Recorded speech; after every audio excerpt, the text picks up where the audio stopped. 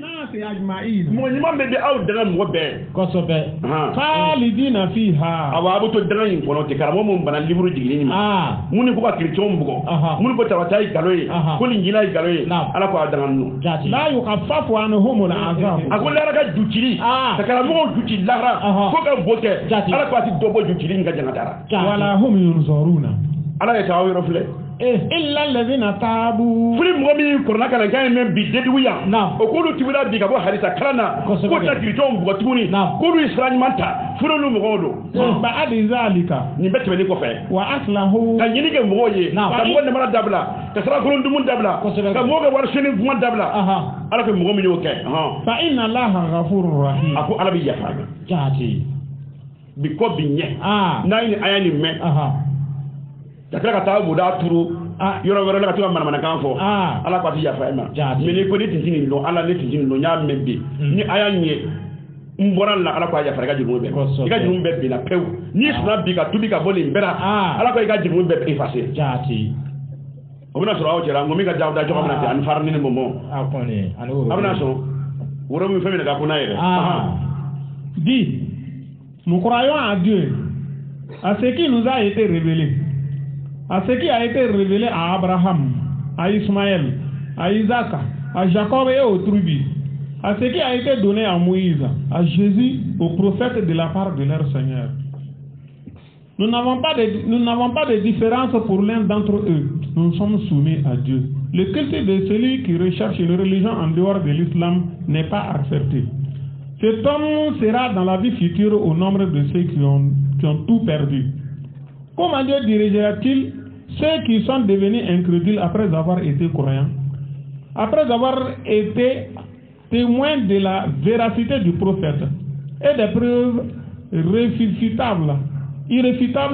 qui leur sont parvenues? Dieu ne dirige pas le peuple injuste. Quelle sera leur récompense? La malédiction de Dieu, celle des anges et de tous les hommes réunis tombera certainement sur eux. Ils y demeureront immortels. Le châtiment ne sera pas allégé en leur faveur. On ne les regardera pas, à l'exception de ceux qui, par la suite, s'étaient repentis et qui s'étaient amendés. Dieu est celui qui pardonne, il est miséricordieux. Surat la famille d'Imran. 3e chapitre, verset 83 à 89. Alhamdulillah Rabbil Alamin, karamogo bi tarojma, ibi suratul Mumtahina kono. Comme ayni bayi, alayni hanin bayi la on kan kirjam yekele jati. O ba yira anw na sisan sa ko o ka ko mun kan ga kɛ an kan ka fara kan parce que la nu fari ku bɛ ahad minhum jati aw min ko nan ko kirjam makala ka sabare da ma ko haramulo amana ayan do fo aw ye est ce que ala ya fo ka horoj ma ka fo kirjama bonne fête de Noël ko wi haramya nabi sayga kira bari kuma fo nabi saka bangli ana fo ma ko ala ko fati dia e ko yi harame ere bi ga denga dengulu ke ama fo kala ga dengulu jima nyaw le ko amina ala me qur'an na fo yina la yanhaakumullahu anil ladina ako arati awslamu ben ta bom mugawra lam yuqatilukum fi din mo mi aw mba aw kala aka dinena naam walam yukridukum min diyarikum umaw genka bo akalu kenuna kosobe antabarruhum aka nyini ka ukrichon ye wa tuqsitu ilayhim aka tiliga taw ma tilinyana naam inna allaha yuhibbul muqsitin aka la mo tilni fere krichon ya o kele ya o ya giru ba walu gona ala ko ati aw de mo mi ma aw kele umaw kele ka bo akalu kenuna ala ko ati aw fatanya ka fo ma ko ani nyatuma jati sunu mo ma gina bakalu kana yebo rado jadi su nganye bora o to ru kono do muslime olo o ko la ilaha illa rasulullah allah akbar to le fora ama bul ka galu to ya jati me kreto no ya o genya ai ala fla ka verse fo ya tabakiri chema ko la ka sabare de awma ni wala ko ma tranche na ala ko haramte jati amu mo na to afo netu kan ko ni islamen di wal fete mune ma ko ngafo de pe kala done na ni wala so de ko to ni wala pete la kone ay miri done innama yanhaakumullahu anil ladina ma arabi awslamu genga bam wora qataluukum fi din mo mi aw kere dine barala jadi so dikka aw kere o taw ka tikira mudo sa jumugura ko sebeke wa akhrajukum min diyarikum u y'aw gɛn ka bɔ a ka du kɛnɛw na k'a ti da yen jati wa zaharu ala ikrajikum o bangera ni marifabaw ye ani muruba ni saride kumabaw fo ka aw satunu de anta wallahum ala ko a kana u k'a gɛn ɲɔgɔn ye dɛ jati wa man yatawallahum mɔgɔ o mɔgɔ ye nin jali kelen k'a gɛn ɲɔgɔn ye n'i minɛna jamana kɔnɔ kɛ ulaika humu zalimun a ko e ni tɔnikɛla min fa jati verset filɛ k'a fɔ yan chrétien b'o la ayi mɔgɔ mɔgɔ ye nin kelen kɛ i ka jɛ ɲɔgɔn ye an y'a lɔn kɛ e ni mɔgɔ min bɛ ɲɔgɔn fɛ ni gouvernement y'a tigɛ la kan dɔrɔn an min fa kosɛbɛ kɛ mais chrétien y'o fɔ ayi pasteur ke ye gɛn ayi o ye mun fɔ i ma ayi mais k'a fɔ dɔrɔn ko ani nin walijuman ye k'o ye haramu ye ni dalu b'i fɛ kuranɛ na n b'a fɔ hadisa dɛ ko ne tɛ hadisa rekoni hadisa ye nkalon ɲasakala n b'a ye nkalon mɔgɔ fu a fu dakututu ji kosɛbɛ kɛ sabara sengele jati y'a faamuya an kɛ basa bo fara ni sabara sengele kan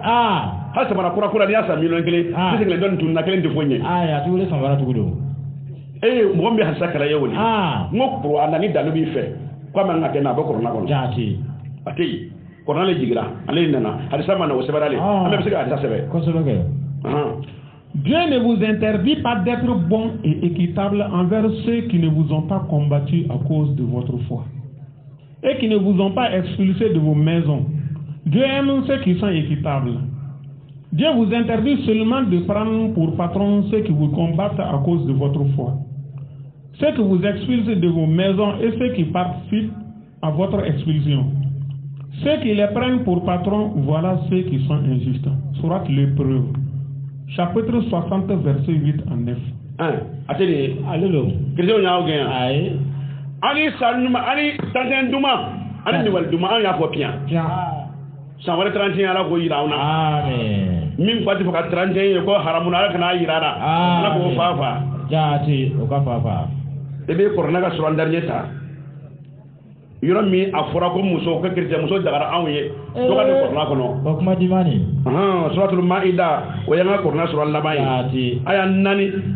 An bɛ chrétien ka musow ta. O b'an ta o ta. Jaati. A tereke kosɛbɛ an b'o ta o tereke kosɛbɛ. Ka magaya jaati. Voilà. Ka tereke fo ka kuruwa tigɛ a nɔfɛ. Jaati a gbɛma. Kɔrɔna la y'a fɔ. Y'a faamuya. N'i m'an kɛnɛ i bɛna fila mugu yɛlɛ k'a mugan. O kɔni. Ka kɛnɛya. N'i m'an kɛnɛ i bɛ tɔn kɛ. K'a ko daminɛ ala de y'a fɔ kɔrɔna kɔnɔ. Taa n'a ye karamɔgɔ. Aliyahuma. Suratul Maida aya 4. Ala ko ala kɛra ma maga a ko bi. Uhilla lakum at-tayyibat. Ni ala ye fɛn sanumanw, fɛn dumanbaw de daga aw ye bi. Mamadu. Wa ta'amul ladhina utul kitaba. Mɔgɔw ka dumuni ni ala ye minnu sɔn kitabu la. Tawrata tuguni ni Injila tuguni n'o ye chrétienw ye. N'o ka dumuni fana daga aw ye bi. O fana dagara ka di aw silamɛw ma. Minnu bɛ kan chrétienw dɔgɔ bɔ. N'o ta dumuni d'u ma o don ta ka fili ka di wulu ma. O kɛ dumuni no. Ala ko kira ma k'a dagara a ye. Jaati. Kɔrɔlan bɛ kan ka fɔ dɛ. Wa ta'amul lazina utul kitaba hillun lakum. Kosɛbɛ. A ye arabukan kɔrɔ fɔ. T'a dɔn. Taa n'a ye. Wa ta'amukum hillun lahum. Aw fana ka dumuni dagara chrétienw ye. Jaati. Noël long. Chrétien bɛ dumuni tobi ka n'a d'i ma. Kosɛbɛ kɛ. Seli fana b'a sɔn. Kosɛbɛ. Mais ma fɔ ko chrétien dɔrɔmɛ na dɛ. I su ni bɛ dɔrɔ la hali i tɔgɔ lɔn ka bɔ ɲɔgɔn na. E ju taga waya. E na to ne da ye. E ti ka bibili yɛrɛ lɔn o. Ale kɔni. E ti ka bibili lɔn dɛ. Wal muhsanatu minal mu'minati. A ko muso minnu kɛra muso ɲumanw ye. Jaati. Muso cɛ ɲumannu. Dakɛnimanu. Magamanu. Manjaw. Masuru. Mafu. Magɛ. E faamuya. A ko muso limanabagaw. Silamɛw la a kuma kan ka maga. A bɛ kɛ ne cogo la a k'olu musow kɛ. Wal muhsanatu minal ladina utul kitaba min qabl. Ko chrétien fana cɛra. O ka denmusow fana. O ɲumanmanu dakɛniw. I y'a faamuya. K'i bɛ taa église a nɔfɛ. Ka sigi ka dɔnkili la ka dɔn kɛ. Jaati. Ala ko muso fana dagara. Kosɛbɛ. Abaitumuhunna ujurahunna. N'a y'o ka furu nafolo d'o ma l'air dot. Ni chrétien cɛ n'a bɔra denmuso nɔfɛ k'olu bɛnna ala ko ni furu nafolo jira k'a talo ni chrétien muso fana ye ka bɔ a nɔfɛ ko bɛnna ala ko ni furu nafolo jira k'a talo n ko kira yɛrɛ muso dɔ furu a t'a kalama n ko b'a ka kitabu kɔnɔ kira y'a kɔnɔ a bɛ yen a t'o kuma fɔ o t'ale fɔ don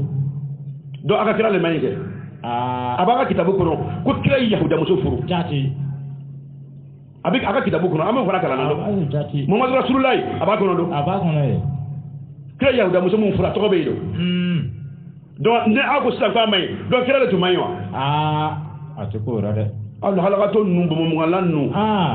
muhsinina ghayra musafihin ako muso chenmanu muso munu sonkai ni jira kala wote jati akulu dagara awu ata fana dagara awu wala mutakizi aqdamin mais kana te tiri amna ni muso ide no yi muso ide kuma no kala ter muso lo dige man no kala ter muso inna Allah tiri absinga beli adna labande e ga zuma haramunte ngaje kormuni almati wala esaseni almati o timene o kana do sinyo kana dro bieni foro o nyogo grafete ter muso longo abu josu nyogona lonna abe ferge nyogona de lonna naturara e foro fa wo fa anyama lambi jaka abe gati aba ko yugo do ni o kada ya sabali le muso mara ke chogo to da fini ngono ni magale balo ko ni muso fini muso bi fini magale ko jugo ngo do re bi hali muso dan barko na ga sigi barko ndemwa muso ba ko kele min ko nana na batila ma da magala ko muso bi ababu ko adobe orale tellement muso ka dalo abalo ko jugo ala ko muso nter muso ala ko tara jati aka ke e ka muso li ko sobe kede yi adabla bo be niwna no nter muso no nter afra bu na nter muso wasi ni mege nter muso asi kenema ko ne asi kenema galono ala ko akana ke jati wa man yakfuru bil iman mo kafira ni limaniye ni paka nu ani nunu bara limaniya le bi bla kerela mo kafira ka ti kedo faqad habita amaluhu ika bara bebbi naka bo jeedu ko le ka bara bana wa huwa fil akhirati min al khasir aw ala ko lahara lo ka mi jan ko no foyti abi hakil la gisi la gisuna foti lahara jati karamo ba shagana hanu le ni mi be fayi bi ni be aka kornale hadisa kletini nani be aka kornale aw ka sabali ka so an ngani barange nyongo fe ko sobe kan ko man fo mo woye aka sabali wala aka bo mo wala de akone sey c'est comme mission fleur amina mun fo awye nabi isa no jésus a bangali abi fatide jati nabi isa ka bangali a wala chogomina kirton do bi man kan fora isa bara dunia amina ayira la bible ko verset fladron kan wajilo kunje isa refemi aujourd'hui les bonnes choses vous sont permises. La nourriture de ceux auxquels le livre a été donné vous est permise et votre nourriture leur est permise. L'union avec les femmes croyantes est de bonnes conditions et avec les femmes de bonnes conditions faisant partie du peuple auquel le livre a été donné avant vous est permise. Si vous leur avez remis leur douaire en homme contractant une union régulière et non comme des débauchés ou des amateurs de courtisanes, les actions de quiconque rejette la foi sont vaines et dans la vie future il sera au nombre des perdants. Surat la table service 5e chapitre verset 5. Aya tebede ay kala bo yini ngai nu ko haramul ay ni njoma ni ye kele be ni ya mpe mo lesika so ni ako abi kirton tafuro ko ti aw tafuro kele be ba kele ti bande maintenant ndini nyoma am sa kele ke yo ay na nyonga dem furu e sa kele ke ni tumo ay ni be kele ke ni be ni mo de nu fura akone kele bi ba an ga ni roy ni fule jati c'est mo le kapsa de nabi isa ka noël année 31 ame anga daluta nabi isa wolo la chomina amba don karamo bi Matthieu fule chapitre 1 verset 18 à 25 anga odi ambalma kiritioma nabi isa ko yere mi jésus ka ko yemi o kala famia don quoi Jacob engendra Joseph. Matthieu chapitre 1 verset 18 à 25. Voici de quelle manière arriva la naissance de Jésus-Christ. Frère chrétien. Non. À quoi frère tu vois mina Nabi San wala tu vois no Jésus. Jati. Marie sa mère ayant été fiancée à Joseph. À quoi Marie mitni Jésus baye. Non. Otu mamre na Nabi Yusuf ma. Aba Nabi Yusuf lo. Se trouvant enceinte par la vertu du Saint-Esprit. Comme Marie, Jésus bamson de na aire soro. Quoi les comment tu nous ni c'est nous qui avant qu'ils eussent habité ensemble. Hey, à toi encore c'est ni ma taille là. Ni ma école que. Aïe arabe le que. Mais toi quand tu n'as mis foya. Aïe au diplôme sous voulez kana. Au cas où on l'a cadé. a ko mari n'o ye nabi isa ba ye n'o ye mariam ye a ko a tun lasirilen don ni senu ka jara ka kɔn sanni ani nabi yusuf ka lani ɲɔgɔn fɛ hey a ye fɛn dɔ mɛn dɛ jati ni senu ja muso in tun ye kɔnɔ ta o de la mais farikolo ka kɔnɔma tun tɛ dɛ diɲɛ farikolo kɔnɔma tun tɛ o ni senu ka ja ye dugawu ka bɔ ala yɔrɔ o de barika sigira wolo donso la sanni ka kɔn ani yusuf kala ɲɔgɔn fɛ kuma dɔ de b'a yira i la fila bɛ jiri kɛ nin kɔfɛ o nana la avant oui ne ko avant ça veut dire que c'est kɔnɔma nin kɔfɛ o nana kɛ chrétien mi où sont les prêtres verset min ko di dɛ avant ko ni sanu jale donna sanu ka taa ni mɔgɔna ala ay verset min bɛ ka ye sa ni sanu ja o yi kɔnɔ la muso in na sanu ka mɔgɔna finya ka lali kɛ avant sanu k'o de kɛ ka yira i la ko Yusufu ye sedi fakɛ ye kosɛbɛ tana ye Joseph son époux qui était un homme de bien. Yusufu mi tun ye mari ka maminɛcɛ ye cɛ minnu mi tun ka ɲi et qui ne voulait pas la diffamer. a tɛ fɛ ka mɔgɔna nabe kumana maramu lamɔliya jama cɛla. Il proposa de rompre secrètement avec elle. a y'a fɔ muso in ye ko an bɛna ɲɔgɔn bila mɛ mɔgɔ tɛ bɔ a kalama. Comme il y pensait, comme a tun b'a miiri la k'a bɛ fɛ k'o baara kɛ don. Voici un ange du Seigneur lui apparut. a ko tigi ka mɛlɛkɛ dɔ filila ka na a yɛrɛ yira a la siko la. Et dit, ani ka fɔ a ye ko Joseph fils de David. a ko Joseph Yusufu David ka den. Ne crains pas de prendre avec toi Marie ta femme. kuma yɛlɛmana yan dɛ. kana siran ka mari minɛ ka fara i yɛrɛ kan min y'i ka muso ye. donc maintenant kuma yɛlɛmana yan dɛ. au début c'était quoi sa fiancée. mais maintenant a kɛra mun de ye a ka muso. mɔgɔ bɛ kɛ mɔgɔ muso ye waati jumɛn na ye dɔmaju kɛ. a to kan min kɛ ne ma taa école la mais a to kan nin fɔ je m'adresse au chrétien mini da aw ma quoi a ye nin fɔ a ka fɛsɛ tun don mais sani o ka la ni ɲɔgɔn ye a tun kɔnɔma don ni sanu jara o kɔrɔ de ko a nana la n'a ye siɲɛ kelen min a lara n'a ye n'a y'a lɔn ko muso in kɔnɔma tun don a bɛ fɛ ka muso in bila comme l'art kɛra ka ban don maintenant la chance est devenue maintenant la femme. parce que a kɛra ka ban a kɛra ka muso de don n tɛ maminɛ muso bɛ se ka kɛ ten foyi kɛ n'a ye don mais n'o y'a fɔ ka den kun a kɛ ka muso de ye bɛɛ b'a dun b'a la ko furu sufilɛ fɔlɔ fɛn min bɛɛ b'a lɔn fo n'a y'a sɔrɔ muso in ka bɔn kaara n'o lon n tɛ kabako dan na kɔngɔcɛ yɛrɛ bɛ perese kɔ ka taa sa ko tile k'ale mugan ko tiɲɛna a bɛna ni muso bila na fɔn a bɛ moto girigara la kɔngɔcɛ bɛ jamana fɔlɔ ka den dɔ fara ko tiɲɛ a su fɔlɔ a bɛ furamugu bɛɛ mun kan fɛn bɛɛ min kan a ko a tun kɛra a ka muso ye mɛlɛkɛ y'a wele ko Yesu kana sira k'i ka muso mari minɛ ka gɛrɛ i kɔrɔ a ka muso sarabili kolo tɛmɛna ni ɲɔgɔn cɛ ka ban a kɛra ka muso ye chrétien min kan ka mankan min fɔ o tɛ fɔlɔ dɛ ni selu ja o tun bɛ yen ka kɛ kɔnɔma ye mais ni selu tɛ se ka na diɲɛ de wolo ka abada mɔgɔ fɛn pilasi la fo mɔgɔ fila ninnu ka lali ɲɔgɔn fɛ ka kɛ ni sunu na ka so ka bɔ e ni kuma nin kan ko aw ye aw jatigɛ a dun bɛ ten de a dun bɛ ten de dɛ c'est ta kuma na taa n'a ye. Car l'enfant qu'elle a conçu vient du Saint-Esprit. E ma mɛn yan. ko sabu e muso ni kɔnɔma min baara nin dɛ a ko ni senu le a sɔrɔla la. taa n'a ye. Elle enfantera un fils.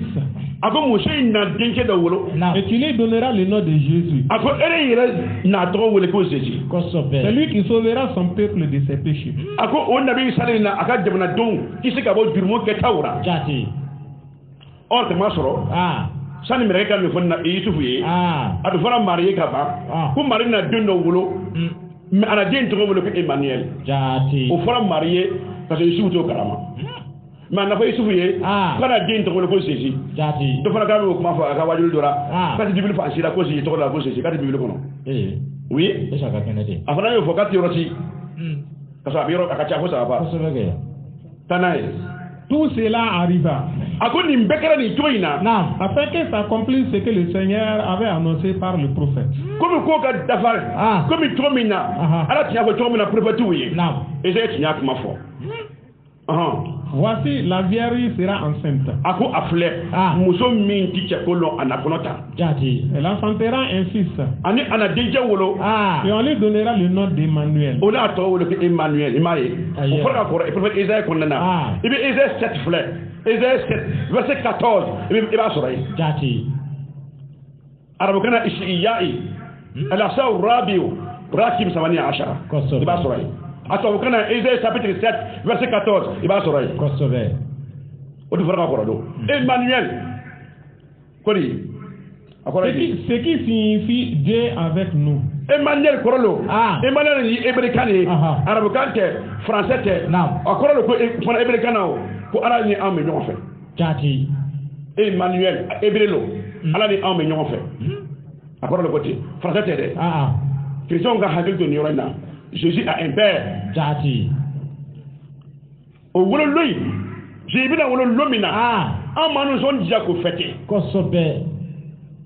Abena wolo lomina. En manouson dia ka fêté. Sabu ale ala kira ka kuma fo. Ale kira kana. Kosobe. Do ale ka bangali. Ka ala kira kuma fo ka na ja awi. Joseph s'étant réveillé. Si c'est que l'ange du Seigneur lui avait ordonné. Et il prit sa femme avec lui.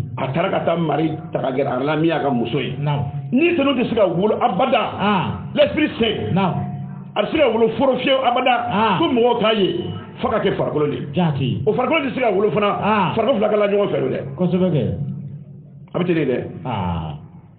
Jésus. Ora, on bi on ne son dia ko feti ke sabu aka wolo kera ka ko feyi ara min annoncé on mi wolo kaso ka dugo soro kala ka barake mais nabi Isa ko le sigira foro wolo do so kono so ka wolo abeteni do ko so on ne son dia alera sabu alele kira kuma fo ibi do ka to dafa Luc chapitre 2 verset 1 à 24. En ce temps-là, parut un édit de César Auguste.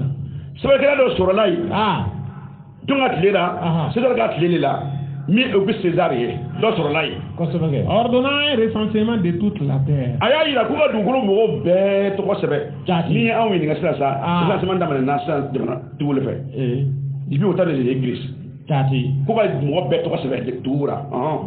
Ce premier recensement eut lieu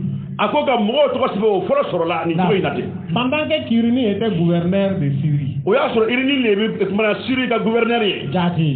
Tout allait se faire inscrire chacun dans sa ville. Joseph aussi monta de la Galilée. De la ville de Nazareth. Pour se rendre en Judée. Dans la ville de David. Appelé Bethléem. Parce qu'il était de la maison et de la famille de David.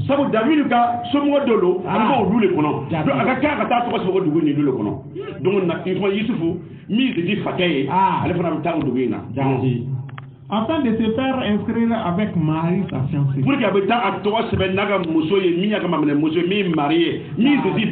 Elle qui était enceinte. Pendant qu'il était là, le temps où Marie devait accoucher arriva.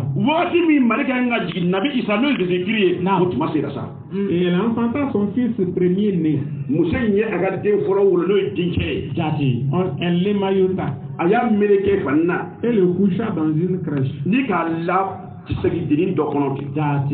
Parce qu'il n'y avait pas de place pour eux dans l'hôtellerie.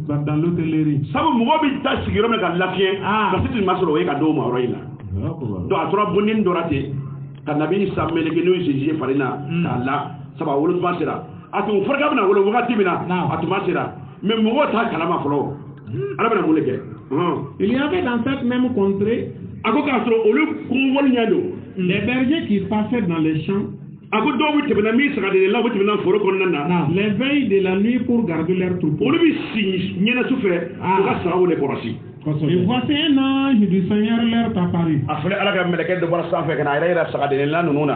Et la gloire du Seigneur resplendit autour d'eux. Ils furent saisis d'une grande frayeur.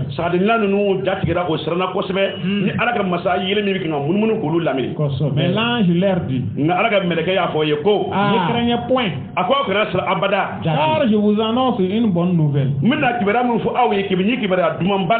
Il sera pour tous les peuples le sujet d'une grande joie. C'est aujourd'hui, dans la ville de David, il vous est né un sauveur.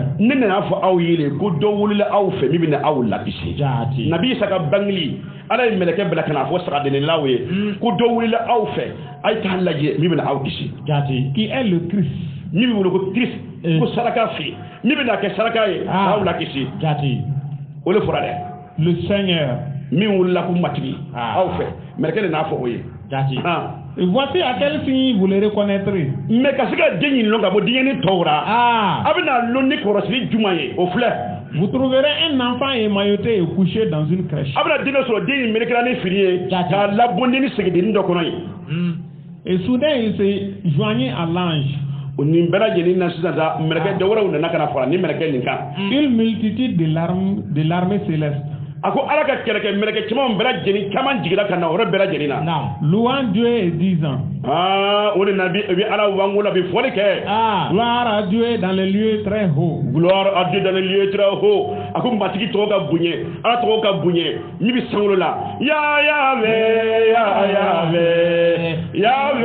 Alléluia. Yahweh, alléluia.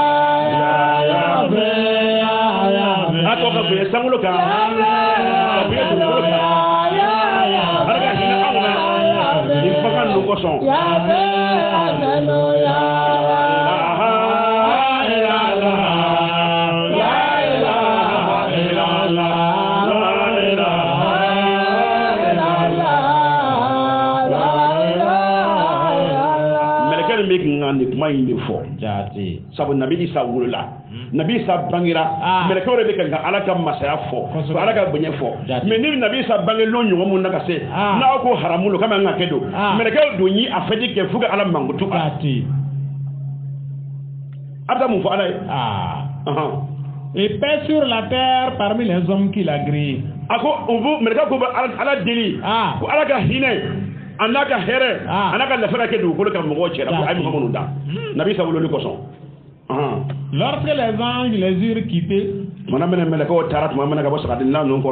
retourner au ciel, les bergers se dirent les uns aux autres: allons jusqu'à Bethléem et voyons ce qui est arrivé, ce que le Seigneur nous a fait connaître. Ils y allèrent en hâte. Et ils trouvèrent Marie et Joseph. Et le petit enfant couché dans la crèche. Après l'avoir vu, ils racontèrent ce qui leur avait été dit au sujet de ce petit enfant.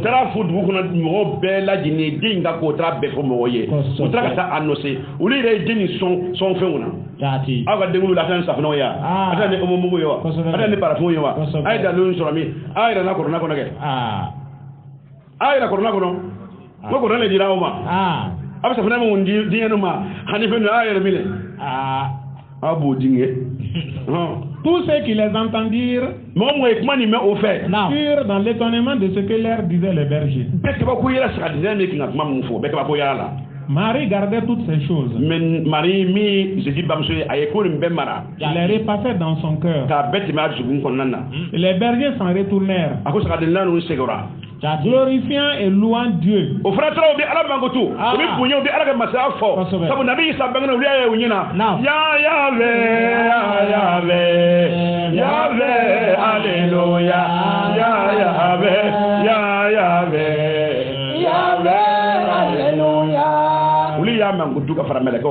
an kana mangoto nabi saka bangili la jati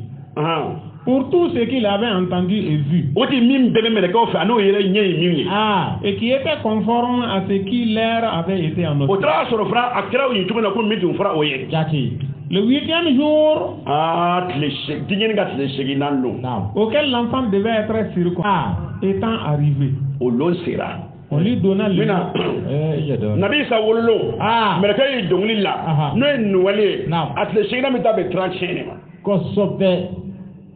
semaine kelen farani aka ta be 30 ma ote olo o pena Nabi sa ka la doma Jésus a été circoncis jati al mun ba fura ku Nabi sa julu bona ku Jésus julu bona anu wule donc amanga sarga wara botuni kuni mi sona ma kiki sira no ti Nabi sa fora de tigale no ina kone o ta Jésus do selira parce que ale loi ni loi ko Jésus na so redo on lui donna le nom de Jésus. O tra do selira ka to la ko Jésus jati no mi ke wolo la aba de do selira bibulu fle linjira fle ka fo Nabi sa ka tle segna lo ya do selira ko sobe Christian barakiti fora tigake e ba je farana jame farana ko sobe ke Jésus era fora tigara e que tade tigaka sa Jésus ya fora te jugu mi fete kulo nujuru akuna be no ibo ta ko dum go dina ayata fora tige ni ami ma tiga che mainde ni ya yebi bulanye do ne sa su kon kara comme ça su non qu'avait indiqué l'ange avant qu'il fût conçu dans le sein de sa mère. Et quand les jours de leur purification furent accomplis, selon la loi de Moïse, Joseph et Marie et le portèrent à Jérusalem pour les présenter au Seigneur. Suivant ce qui est écrit dans la loi du Seigneur, tout mâle premier-né sera consacré au Seigneur. Ngaba de ko ba wala jati ato de kalana o tana ko lo afrika foya ko dinge fol bagada ila alana jati do dinke di alhamdulillah lo do din fro o tan fati alo jati ala ba yidinga lahara et pour offrir un sacrifice des tourterelles o taka tukani flaka salaka yi ou deux jeunes pigeons wala pigeon deni fla comme cela est prescrit dans la loi kuma tu fatu mona Moïse ka loi konna jati loi du Seigneur mi madame alaka kuma musafe ora ambalma kirchon akwa hakili tu nabi saka ko yena jati semoga hakili twara kwa bangla lumina ko no sonjara ko semoga o ko son nuwel lu anga ngana sonjara jati ko atle segina lo yado seligira o isarka o boka feno fa atra 31 lo en fona market fona jati ora mitun dira awma mitun dira awma sida jati ni ala sonama an ko garde kara mi o le ni ko sobe ami ala le deli mami foraya ametlo ala ko nyo dama ka bawo akara abara de sukun ala ko dama amen ama kuma no bawo yela hale ne an ko ga go iye an sona masa mai kuma mi fota kuma no fule ka jefo aka ala kama jati no ka jefo akone parce que ni blera anura kuma yin ko so ina an tara ni borna le bara ko so bege fangati awna seti awn taye mais sey ala taye seti ka kuma kan aka du kolo kan aka sangolo Qur'an yo le kala ama koy fara ka ala yan shiri ala yan shiri kene kaya mais ga yan shiri kene kaya bay mi fa be ala ka sabele fonye ama koy fo ka fara ka ne awn kelaw ko son ami dile anya fara ema awn ya fara elema mais antalo indi ala min kayra ni la awn kelani may ko son awn ya fara ko sobe mais ni ala ceta an suko mo kan absonga mu gude no mandi yebi suko fa mandi mais mi fo cete ani yo fo ni ala mi nyona akone wala ala ka sa babe amen ni kala nyon chama mi ala fe ala ko yirawna amen ayi aka barawubla kaka tayro bla samedi suina weekend do bi makura do be tolula de mo ga do ga tuwa digo ku ayo ni bet akone kasi ka tino ala ka tumakale lame aka baramu mi naw jigi tigeno ala ka dilanga dawma amen bana bi munun na ni bana gelen non kufra tara korne meni ko so ala ga bana nu frake dima dahi me nyini mun mi joro ala ka kuma ga na me ala ka sora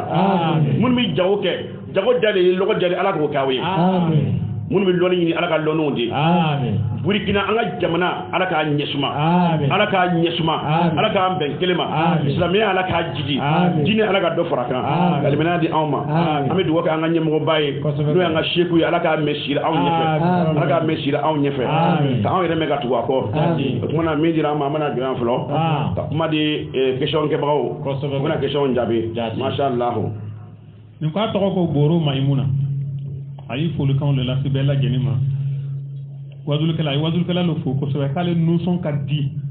ale par fundu be kuma kan mun nya fara ko an nyuma nana ko duro kala kan an nyuma se ka tan fe kala amin ke inshallah wala ka do kala ka shine ken yadi on amin e folu lo ke afana ba fo akone ay folu min kan ma se ga dama jati ala ka yɛrɛ fana mɛn jati kasidi yɛrɛ fana ma amin ala ka fara sɛmɛ muso kan amin ama mariam ala le y'a wele kɔrɔna kɔnɔ ko sɛmɛ muso lo ala k'a kɛ o ye amin an b'o dugawu k'a fana ye kosɛbɛ nka tɔgɔ ko koro ko Ben Mokhtar ko b'ale wele ko américain ko b'ale wele burkina ye américain ye Donald Trump y'a mɛn mana fana bɛ ala dɛ farafin américain n ko ale tɛ sɔn o ma ça secteur numéro 2 an yɛrɛ bi yan a ye question fila posé mais question fila ninnu bɛɛ jaabira wasulu kɔnɔ ka tɛmɛ alhamdulilah ora a ye folikanw fana di kosɛbɛ a ye wari yɛrɛ di ko ka dugawu kɛ ale ye ale kɔni ka laɲini tun ye min ye ko ne tun bɛ se ka kɛ ale ka furu lon na a k'olu kɔni tun bɛ diya k'olu ye ale yɛrɛ ka hami b'a ye n'a kɔni ka kɛ a min kɛ ye kɛ an ka kɛ b'ale de bolo ani ala ala ka furu in ja ala ka furu in ja olu jama ala ko fara ɲɔgɔn kan hɛrɛ la ka wuli hɛrɛ la an b'o dugawu k'a fana ye ala ka muso in kana ka d'a ma nin k'a tɔgɔ ko Tarawele Sali ale ko ni mɔgɔ min muso cɛ min ka furu cɛ min muso wɛrɛ furu k'a ka muso fɔlɔ n'a den bɛɛ ye ka to yen ko muso in kan ka mun kɛ pour que ka se ka garijɛgɛ sɔrɔ n'a ye muso wɛrɛ furu ka muso in n'a den bɛɛ ka to yen i bɛ ala de bato kɛ e bɛna mun kɛ ni ala bato tɛ i bɛ ala de bato k'a diinɛ sɔrɔ ka k'o to ala bolo a t'i furu ala de kama a dun k'a y'i bila a ko si ma kɛ ala ɲinama ala bɛ nin bɛɛ kalama fo t'i fɛ ala bato kɔ karamɔgɔso don caman in dabila n'o tɛ tɛna ariɲɛ sɔrɔ i bɛ ala de bato a fɔ ala ma ala e t'i furu in di ne ma e de ko ka furu sigira furu la ne don ni cɛ fana na bi furu fana sali e ala b'o fana kalama o kumana n ka ko b'i bolo seli dɔrɔn ko n'a taara hakili la k'a fɔ ko furu ni furu filan sɔngɔ furu sara ko tɛ ariɲɛ sɔrɔ n'a bɛ ariɲɛ sɔrɔ dɛ ni muso ni tilen a bɛ barika sɔrɔ dɛ nabi Ibrahim a muso fɔlɔ Sarai filanan Ajara n'o ko Agar la mère d'Ismaël qui est Agar i y'a faamuya mais Sarai de muso fɔlɔ ye ale de muso filanan nin di nabi Ibrahima ma komi ale ma den sɔrɔ san caman a y'a ka baarakɛ den minɛ k'a d'a cɛ ma komi ne ma den sɔrɔ ni muso in di ma lafɛ den min sɔrɔ a bɛ kɛ an mɔgɔ saba ta nabi Ibrahim le père de la religion nabi Ibrahima fana ye muso de minɛ a lara fɛ a ye kɔnɔ ta a kɔnɔ ta wagati min na muso cogo de b'ale ye a tɛ se ka bɔ o la dɛ haya jeliya wulila nin fana ye a t'a matigi muso bonya tugun a bɛ lɛlɛ wuli a kɛra k'a lɛlɛ wuli a kɛra parce que ale kɔnɔma don o ma ku muso fɔlɔ in na a ye muso in tɔɔrɔ muso in bolila mɛlɛkɛ y'a kunbɛn k'a fɔ a ye fo a ka segin ka na a matigi muso fɛ sabu a ka matigi muso lo a kana yɛrɛ to a bolo muso dɔ in k'a tɔɔrɔ sabu den min b'a kɔnɔ ni tɔɔrɔ kɛra ale ala ma barika don den in na jani muso ni ma tɔɔrɔ i bɛ sinamuso ka tɔɔrɔ ku k'i cɛ ka tɔɔrɔ ku ka den barikama wolo a bɛ kɛ président ye a sigira ka na o de la Ajara nana Agar ne Sarai nana ka na tɔɔrɔ o den in wula ka kɛ Ismaël ye o den Ismaël a n'a fa Ibrahima ko le alikaba jɔ an bɛɛ bɛ taa yɛlɛ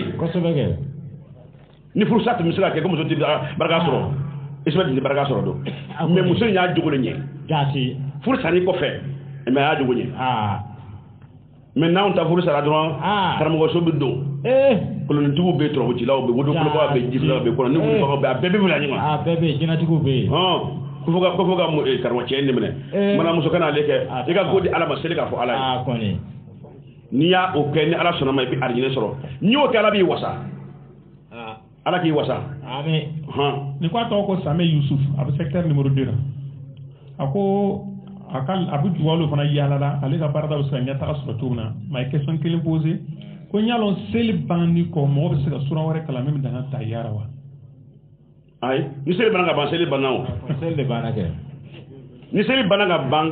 seli bana so im sura ngana mo ke wo im seli korna kala mo te ke seli kono tuwe ma ko seli bana wa seli bana o korna be kala seli kono taya place dawa taya kuma re est ce que cheikh malwa ne malara o fatahiyatu lillahi azakiyatu lillahi ataba salawatu lillahi na bo gaira ala ko wole seli kono fakra'u ma tayassara lakum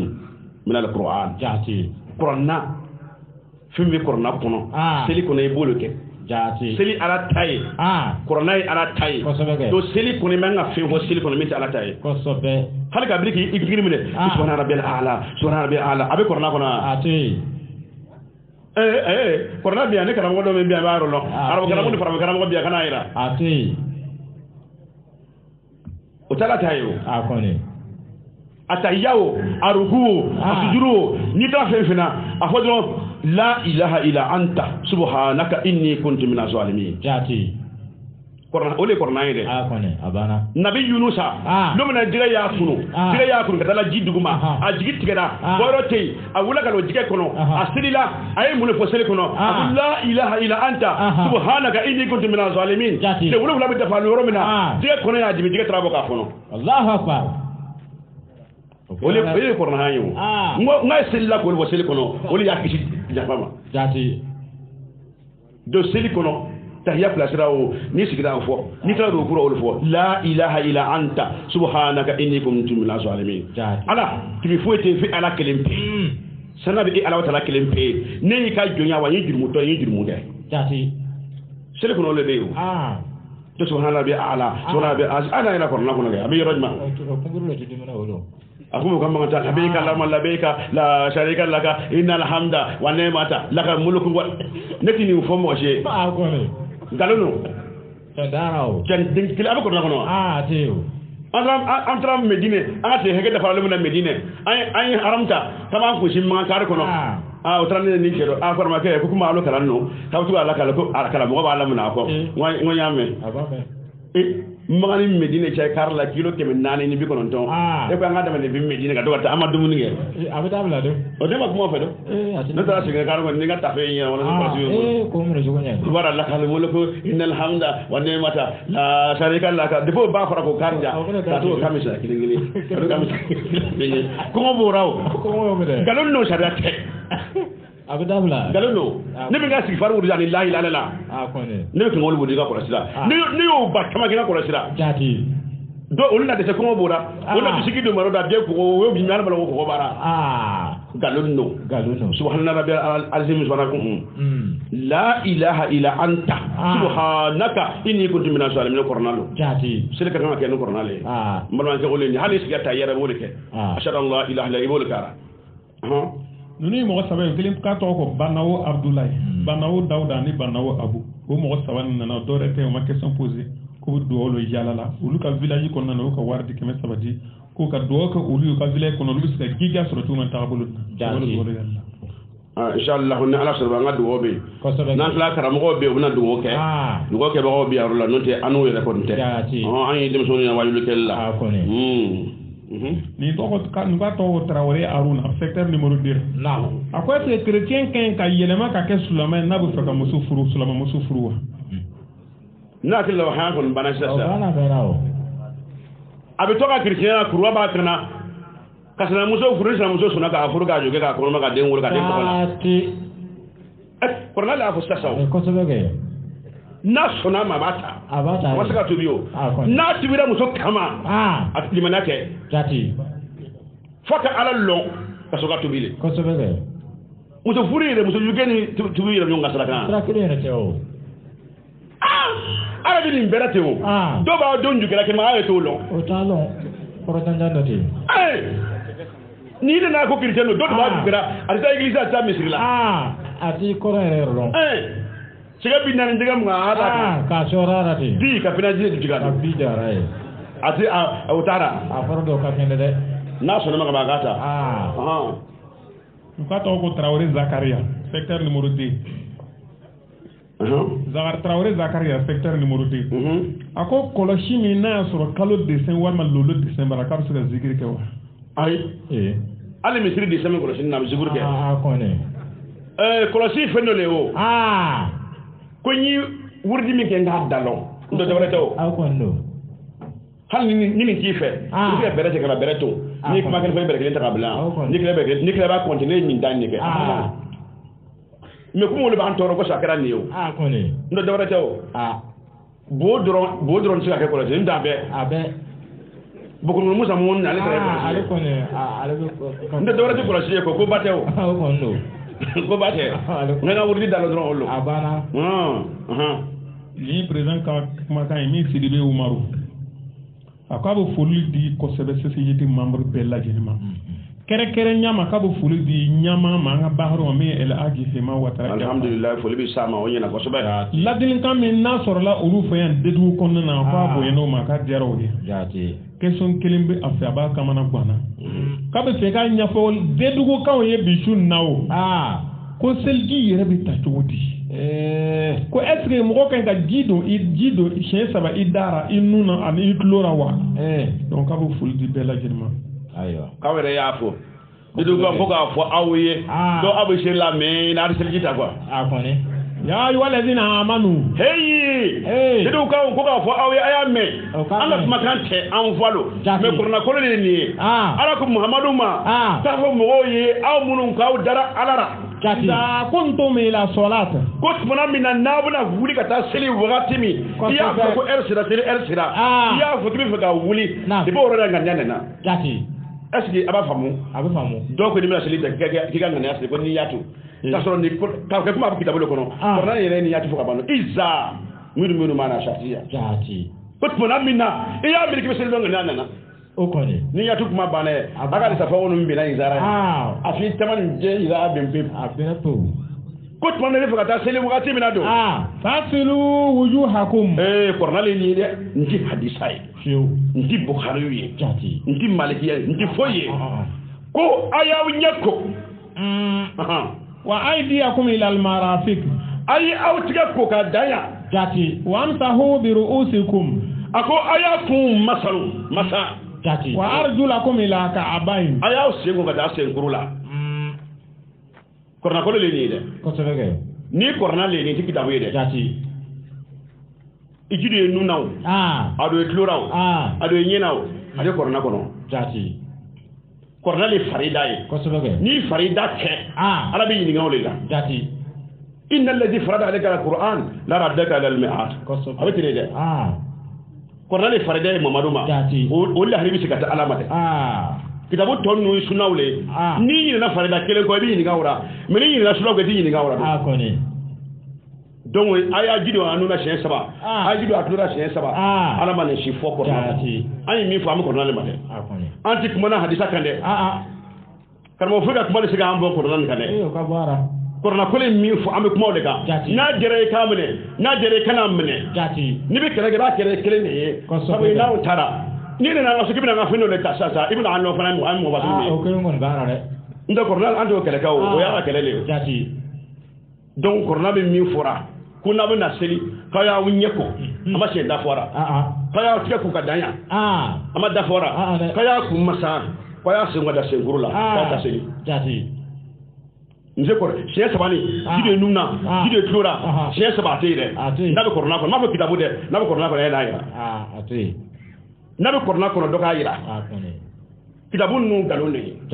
wali y'aw ɲininka o alakira tun selila ka sɔrɔ Bukhari tɛ yen a ti seli le ta kira y'a kɛ kitabu min kɔnɔ a y'o tɔgɔ fɔ kɛ Bukhari tun tɛ yen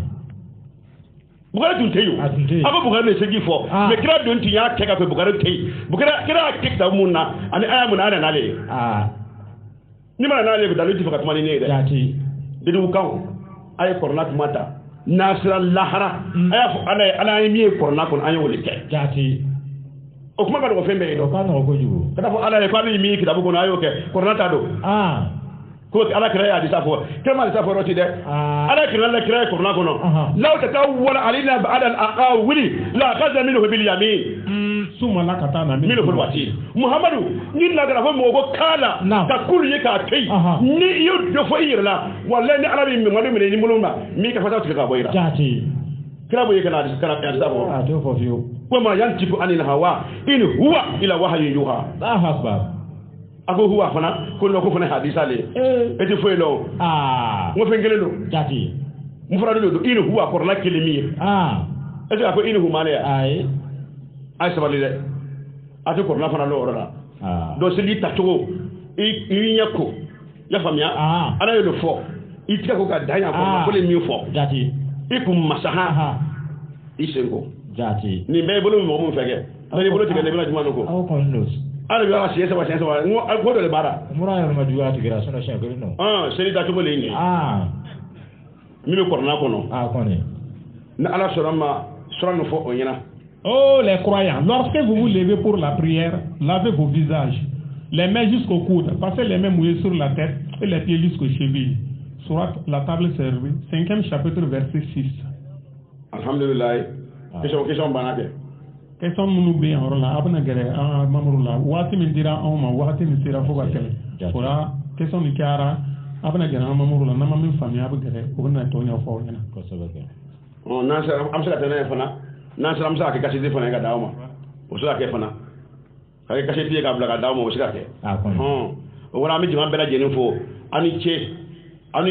aka ni sigi nga amen korna kuma mitini ati jabe de ami ne ba fara wati do rabi ba ne songa ama kuran ko ne ka to afole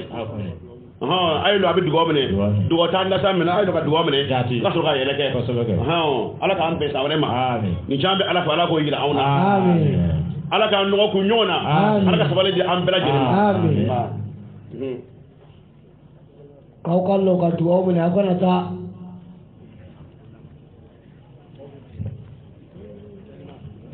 ora alhamdulillah rabbil alamin amen bi ni mo fe be katwa nona amana na do bakile ke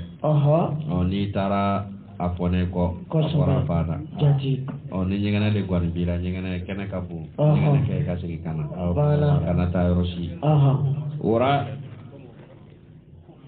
ko soma ka wa ni doti ke menani ke me fla do nona ya to be ka war dira ko ka do ka be ka war sira do brana ke abe bi je ka ke nyo be bi ngani asrita ka ora sidibe umaru no yi se ka preside de du kono ako ya ni kala ni kun ka che fuli kamba be kere nyama kashi chef de cantonnement merci à tous les imams imamu fɛn fɛn bɛ tugu in kɔnɔ a ko a ka foli b'a bɛɛ ye a ka barika la bɛ s'a bɛɛ ma merci à tous les commerçants fɛn fɛn ye jagokɛla ye foli ka se o ma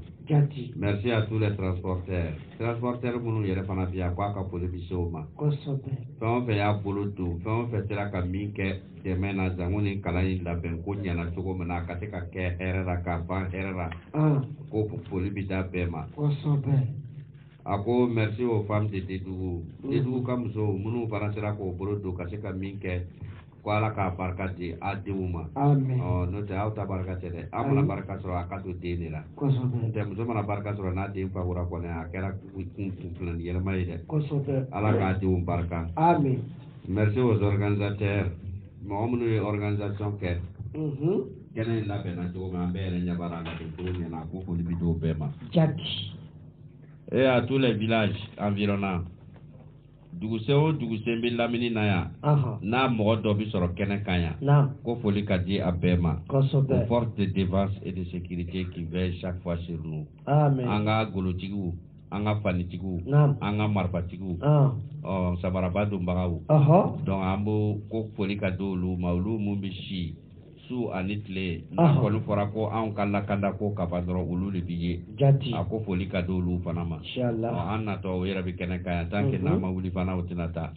donc ko waati min dira waati sera baara fana mana kɛra hakɛ dɔ de baara an b'a fɔ alhamdulillah min fɔra mɛtilo ala k'a d'a ma a baara dusukun ala k'o don an na ka salibatoya bɔ an na an ka ɲɛmɔgɔba an b'a fo an bɛ dugawu k'a ye ale bi si kuntagajan bɛ ala fɛ kɛnɛya ni lafiya dafa ni ala k'a d'a ma an ka jamanatigi ko warankoye wa waran ko jamana tigi a fana ka foli bi kene kaya jati nyalo digulu bi abi kene ka amana o malo kan ka yan soro koni kosobe ura karamo minu bi akolo tigi unan sigin be ka anya shauma anga foli bawi langana baw mun kuna pula ma ba fo fe kunai o anta o tolo ai ka anga foli bi saw bema kosobe o asira ka son ka sigi ka an la me fo ka seni wati ma nam o kara masami kama ala ka o besa amen ala ka besa amen ura tana kuma jene tuguni ko ko watu sera président marana soko ka mikro mana nam u ka yoro sitieni be yoro mi abana fo ambe soro ya kosobe moti jon yoro fo ma wati be ai ko dudu be ba yoro lo de dudu be ta yoro lo de ni ko nyini do nyini ngasi sa ko abi chogo juma u be kalani karasu na de interesser la be fa ka yoro lo président mana wuli ka yoro nyira kosobe kakla ka numero 10 nam numéro mi ni mo ma ko lora ci ci tera ibse ka numéro mi wele ka soro nogoma pour que ka kibariya sorara nam abana kala ko numéro fara ko sobe salli ala muhammad wa salim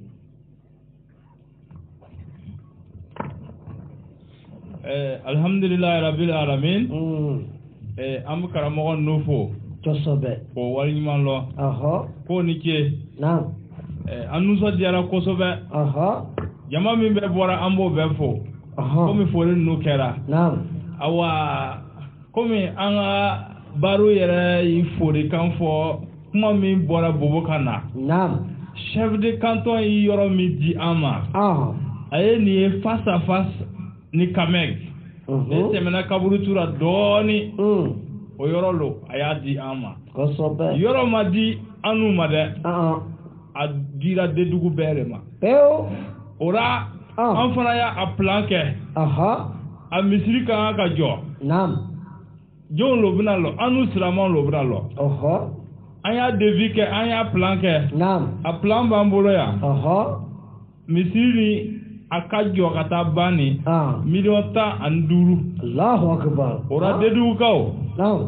dedugu commerçants transporteurs en tout cas fɛn o fɛn an b'an kan bɔ a bɛɛ ma misiri a fɔra ko mɔgɔ kelen tɛ misiri lɔ n'o tɛ mɔgɔ kelen bɛ se ka fɔ n ye yan a ye na ni plan nin ye ne b'a baara kɛ o la numéro min bɛ fara a kan o ye 70 08 69 60 ale ye tɛlɛmɔw ye minnu bɛ ni télécell ye 78 26 91 18 en tout cas ni y'o numéro ninnu kɔnkɔn ne ko mɔgɔw y'a bi CDT la e bɛna na kibaruya sɔrɔ en tout cas an ni sira man jan ne sera Kameg la dɔrɔn an ka yɔrɔ bɛ yen yɔrɔ fana n y'a fɔ cogoya min na dedugu bɛɛ ka yɔrɔ lo e tɛmɛtɔ la ne y'i kɛlɛma kan mɛn e bɛ jɔ ka seli an dɔrɔn ta tɛ en tout cas an kɔni kɛra sababu ye mais an dɔrɔn ta tɛ dedugu bɛɛ labɛnni t'a lo o la an b'a fo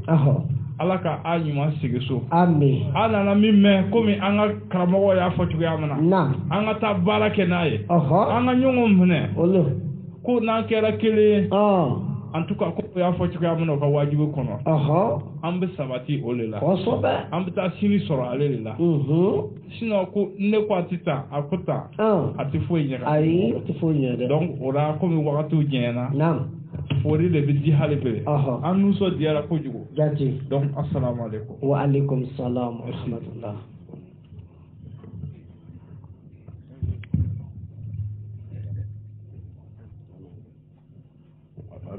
ok bon an bɛ ati dugawu kalan min fɔ ko bɛɛ ka ŋaniya siri a waati sera a ɲini n'o bɛɛ fɛ bɛɛ ka ŋaniya siri o de bɛ kɛ ka ban dɔrɔn o de ye fatiha baden ye dɔwɛrɛ ti kɔfɛ tugun donc dugawu bɛɛ ta bi nin kɔnɔ minnu ye furu ɲini o dugawu ɲini min nana y'a cayara ka tɛmɛ fɛn laɲini tɔw kan muso ka ca cɛ ka ca nka furu ti sɔrɔ ala muso ɲuman lɔn tɛ kabako le ti nin ye wallahi cɛw le man ɲi wa musow le man ɲi cɛw ka ɲi minnu ta ye baarako ye minnu ta ye o n'a ɲɔgɔnna wɛrɛ ye an bɛɛ ŋaniya ka kɛ fɛn kelen fɛn kelen i bɛ min fɛ i bɛ to k'o de fɔ i ta kɔrɔ i b'i ŋaniya la o kan kana to i hakili ka pan ayi k'a fɔ ko bɔn n tun bɛ muso de fɛ yanni dɔɔni hakili jigira n tɛ muso fɛ tuguni n bɛ muso kura de fɛ yanni dɔɔni n t'ale yɛrɛ fɛ ni tun ye mobili sɔrɔ o ka ɲi n'i y'a kɛ ten dɔrɔn dɔɔni bɛ ɲagami fɛn min b'i kɔnɔ gɛlɛma o ŋaniya siri ɲabara ala tɔgɔ dugulen tɔgɔ o de ye nin ye tan min mana na fɔ a dugawu nin kɔnɔ a lɔnbaga ka dɔgɔ a lɔnbaga ka dɔgɔ dɛ wara bɛɛ k'i ŋaniya siri ka ɲɛ minnu yɛrɛ ni sigi ye degun an b'a lɔ kɔni o taara so o seko taara